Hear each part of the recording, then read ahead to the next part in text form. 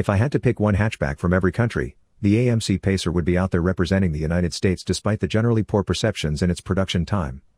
As a graphic designer, I care only about its look, and the car looks pretty cute to me, so I wanted to get myself a Pacer kit, which was already rare like its real-life counterpart back in the late 2000s. All I could find was a pre-owned, used Pacer kit off eBay. The progress from the previous owner stopped at the painting stage. The decal didn't age well. The headlights and rims were molded in a solid piece.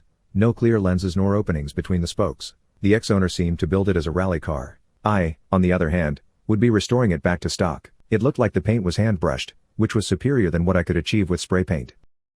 I accidentally broke one of the brake lights. I would then resort to my default all-purpose improvisation method.